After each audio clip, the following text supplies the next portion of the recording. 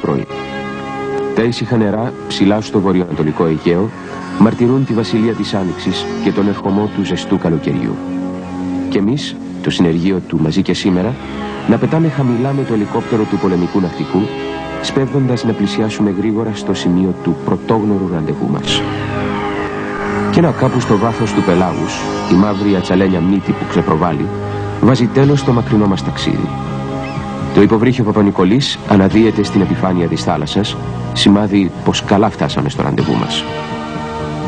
Στο κατάστρωμα του υποβρυχίου θα μας υποδεχθούν σε λίγο κυβερνήτης του πλωτάρχης Φίλιππος Σταματιάδης και μερικοί αξιωματικοί. Θα ταξιδέψουμε για λίγες ώρες μαζί τους στο μακρινό και δύσκολο ταξίδι τους στη θάλασσα του Αιγαίου, ζώντας από κοντά τις αντίξωες και επικίνδυνες συνθήκες της αποστολής τους. Στα σπλάχνα του Παπα-Νικολή σου αποκαλύπτεται μια μικρή κοινωνία. Γύρω στους 70 οι αξιωματικοί, οι υπαξιωματικοί και οι ναύτες που ζουν και δουλεύουν εδώ νύχτα μέρα, συνέχεια, μακριά από το φως της μέρας, μέσα στον αφιλόξενο υγρό βυθό και με την ένταση και την προσοχή τους στο ζενίθ για οτιδήποτε κινείται στην περιοχή του Αιγαίου.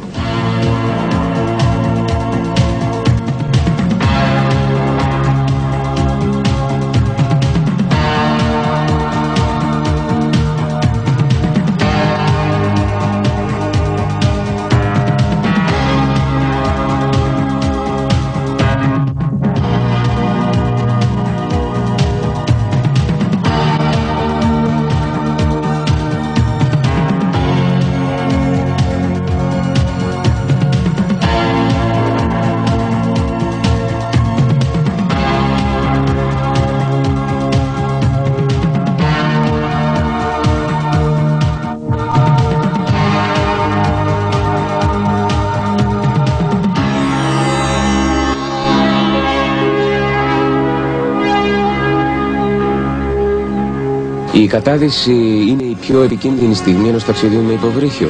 Η ανάδυση είναι η πιο επικίνδυνη στιγμή σε ένα υποβρύχιο. Είναι η στιγμή αυτή όπου από βάθος που είμαστε από την επιφάνεια ανεβαίνουμε πάνω στην επιφάνεια του νερού.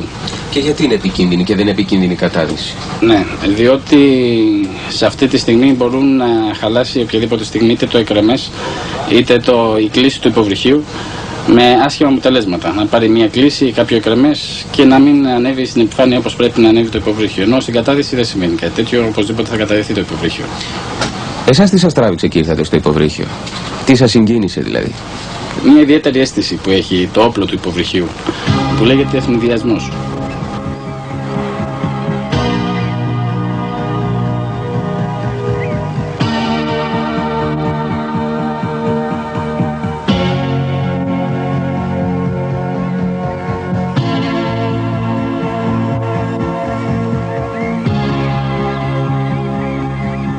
Δεν θα είχε περάσει πολλή ώρα όταν τη ρουτίνα της δουλειάς και την ηρεμία έσπασε η φωνή στο μεγάφωνο και το καμπανάκι του συναγερμού.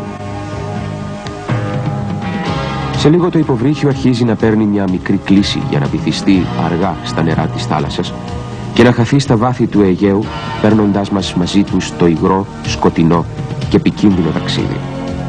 Θα ήταν ψέματα αν δεν λέγαμε ότι η δική μας ένταση και αγωνία δεν έφτασε στο κατακόρυφο. Κι όμως, για αυτούς εδώ τους ανθρώπους, οι στιγμές αυτές δεν μοιάζουν να ξεχωρίζουν. Θάρρος λοιπόν, αδιαφορία, ρουτίνα.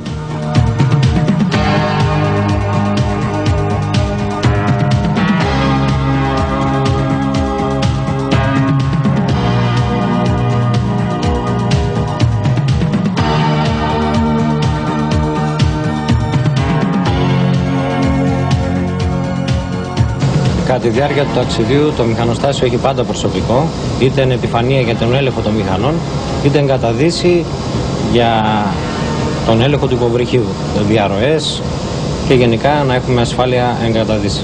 Ανά πάσα στιγμή υπάρχει προσωπικό στο μηχανοστάσιο. Και βέβαια είναι μια ανθυγιεινή και δύσκολη δουλειά. Ανθυγιεινή και δύσκολη είναι, όπως όλα τα μηχανοστάσια, λόγω θερμοκρασίας, αναθυμιάσεων, αλλά αυτό που κάνει κυρίως πιο δύσκολη τη δουλειά εδώ μέσα είναι η στενότητα χώρου, όπως βλέπετε, και είναι πάρα πολύ δύσκολο όταν έχουμε να κάνουμε μια επισκευή και τα αντικείμενα για εξαγωγή είναι αρκετά μεγάλα και βαριά. Εάν πάθει κάποια βλάβη στη διάρκεια ενός ταξιδιού, τι γίνεται? Υπάρχει κίνδυνος να μην μπορεί να συνεχίσει περιπίν το υποβρύχιο το ταξίδι του ή προβλέπετε κάτι ακόμα και γι' αυτό? Αν η επισκευή μπορεί να γίνει από το πλοίο, γίνεται από το πλοίο. Και συνήθως όλες οι επισκευές γίνονται από το πλοίο μέχρι να περατωθεί η εργασία και το υποβρύχιο να συνεχίσει το ταξίδι. Πες μου, αν είναι μέσα στη θάλασσα, είναι εγκαταδύσει το υποβρύχιο και συμβεί κάτι, πάθει μια ζημιά εδώ στο μηχανοστάσιο, τι γίνεται? Αρχίζει η επισκευή. Θέλω να πω, μπορεί η βλάβη να φτάσει μέχρι το σημείο να μην μπορεί να αναδυθεί? Όχι, δεν έχει καμία σχέση με την ανάδυση του υποβρυχίου. Εδώ το μόνο που έχουμε τον έλεγχο των μηχανών, τίποτα άλλο.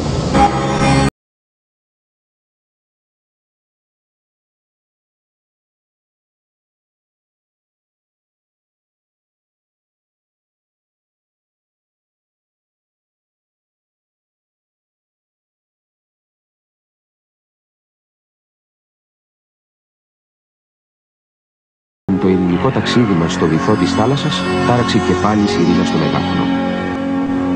Έχουμε φτάσει στο σημείο για την προγραμματισμένη εκτόξευση τορπιλών. Στόχος γίνεται ένα αντιτορπιλικό του πολεμικού ναυτικού. Εννοείται ότι οι τορπίλες δεν έχουν γόμωση και ο σκοπός είναι να περάσουν κάτω από το αντιτορπιλικό. Σε λίγα δευτερόλεπτα οι τορπίλες είναι έτοιμες και η εκτόξευση εντυπωσιακή. Η άσκηση στέφεται με επιτυχία. Οι τορπίλες θα περάσουν κάτω από το καράβι για να περισυλλεγούν αργότερα από βατραχανθρώπους.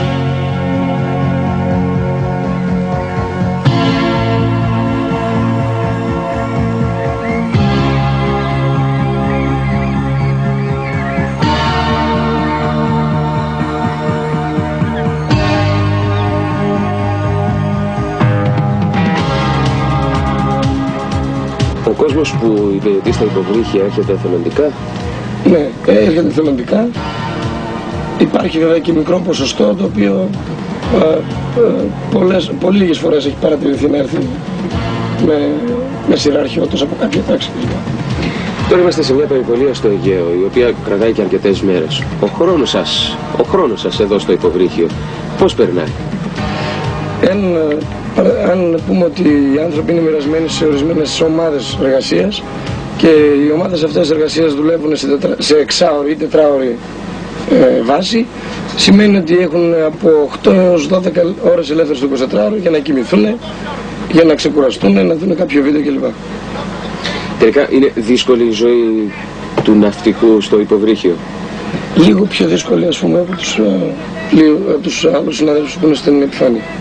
Θυμόσαστε κάποια περίπτωση που να έπαθε κάποιος μικροπανικό και ενώ ήσασταν μέσα στο βυθό και να ήθελε να φύγει, να βγει οπωσδήποτε στην επιφάνεια? Αυτά είναι πράγματα που τα βλέπουμε συνήθως στα έργα.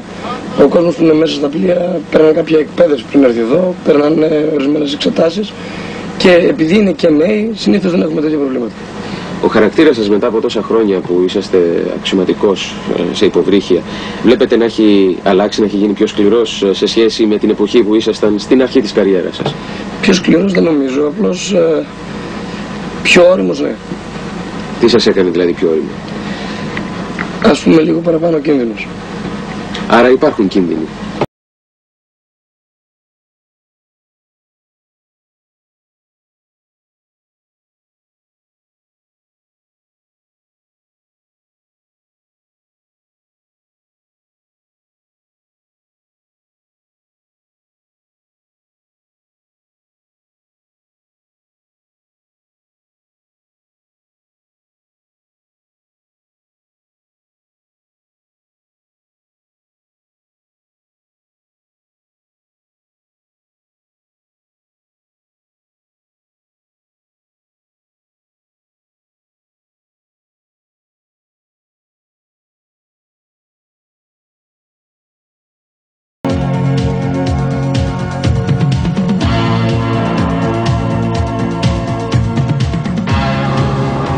Μάγειρα, τι θα φάμε σήμερα? Μαγαρόνια με κιμά. Είναι οι σπεσιαλιτές σου? Ναι, είναι το κλασικό φαΐ εδώ μέσα και το φτιάχνουν συνέχεια. Κάνει παράπονα ο κόσμος? Στην αρχή έκανε.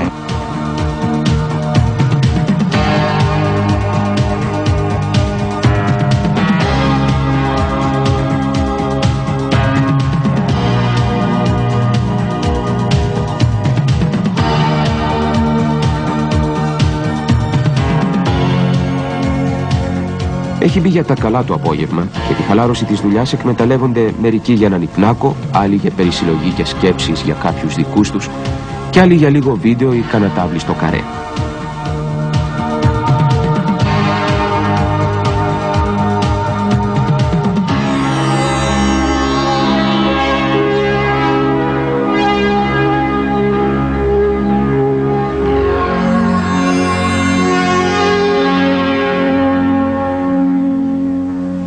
Δεν είναι πληκτική η ζωή μες στο υποβρύχιο? Καθόλου πληκτική, όχι. Εντάξει, πάντα έχεις κάτι να κάνεις. Συνέχεια. Κάθε ταξίδι είναι και μια καινούργια εμπειρία, ας πούμε, για μας τους ναύτες. Και όχι μόνο. Πόσο καιρό ταξιδεύεις? 8 μήνες. Είμαι μέσα στο καράβι, μέσα στο υποβρύχιο.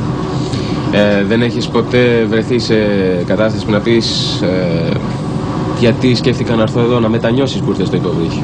Όχι. Όχι, γιατί ίσως το υποβρύχιο είναι και μια από τις καλύτερες υπηρεσίες θαλάσσης. Έχει λιγότερα ταξίδια. Είναι δηλαδή τόσο ρόδινη η ζωή μες στο υποβρύχιο για ένα ναύτη? Κι όμως ναι, για μένα τουλάχιστον ή και για τους υπόλοιπους συναδέλφους είναι πιο ξεκούραστη η δουλειά, μπορούμε να πούμε. Πιο ξεκούραστο το υποβρύχιο? Ναι, ναι είναι. Έχεις ταξιδέψει, έχεις υπηρετήσει και σε σκάφη επιφανείας για να δεις διαφορά? Όχι, αλλά από ό,τι έχω συζητήσει με συναδέλφους της σειράς μου και πιο παλιούς ακόμα από μένα, εντάξει, άμα είσαι 20 μέρες μέσα στη θάλασσα έχεις τρελαθεί.